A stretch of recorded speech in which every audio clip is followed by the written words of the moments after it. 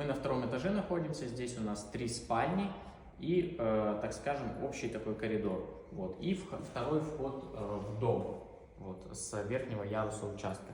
Первая спальня у нас является хозяйской, 18,2 квадратных метра, она самая большая. Также по периметру спальни у нас проходит балкон, подоконник также выполнен из платана, вот он находится здесь.